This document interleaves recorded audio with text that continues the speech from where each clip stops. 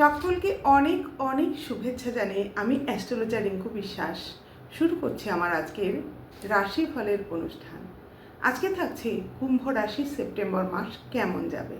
আপনারা রাশি যদি কুম্ভ হয় বা লগ্ন যদি কুম্ভ হয়, ভিডিওটি আপনার জন্য। প্রথমে আমাদের যেটা জানতে হয়, গ্রহদের ট্রানজিটে তাদের অবস্থান কি আছে। আপনার রাশি সাপেক্ষে গ্রহদের অবস্থান বলতে গেলে লগ্নেই কিন্তু রাহু আছে, দ্বিতীয় আছে বক্র শনি এবং পঞ্চমী বৃহস্পতি, ষষ্ঠে আছে শুক্র এবং সপ্তমে আছে তিনটি গ্রহ রবি, বুধ, বুধাদিত্য, তার সঙ্গে কেতু এবং অষ্টমে আছে মঙ্গল। এবং এই মঙ্গল কিন্তু 15 তারিখের পর নবমে আপনার ভাগ্যভাবে চলে যাচ্ছে।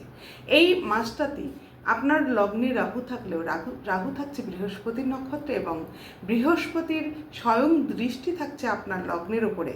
সেই কারণে এই মাসটা কিন্তু আপনার সাপোর্টে থাকবে ভাগ্য। এবার আমরা আসবো স্বাস্থ্য কেমন থাকবে।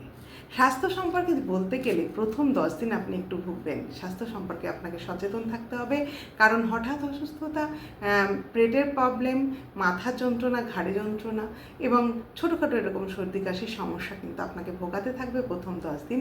আর 20 তারিখ পর্যন্ত এই সমস্যা কিছুটা থাকবে, তারপর থেকে কিন্তু তার একটা নিরাময় হতে দেখা যাবে। এবার যেটা আসবো সেটা ছাত্রছাত্রীদের ক্ষেত্রে এই মাসটা খুব একটা পড়াশোনায় শুভ নয়, মনটা ডাইভার্ট হয়ে যেতে দেখা যাবে, কিন্তু চাকরির পরীক্ষা বা কোনো কম্পিটিটিভ এক্সামের রেজাল্ট কিন্তু তাদের ভালো হবে। এবার আসবো যেটা সেটা হচ্ছে বক্র শনি দ্বিতীয় অবস্থান। এটা আপনাকে অর্থ ইনকামের পিছনে ভীষণভাবে ছুটতে সাহায্য করবে, তাই আপনি অর্থ ইনকামের ভীষণ উদ্যোগী হয়ে উঠবেন এবং এর ফলে যেটা দেখা যাবে অর্থের ফ্লোটা আপনার ভালো থাকবে এবং এছাড়াও হঠাৎ কোনো প্রাপ্তি হতে পারে আপনার, আর আপনার আটকে থাকা অর্থও কিন্তু এই সময় চলে আসতে পারে, তবে ইনভেস্টমেন্টটা বুঝে করবেন।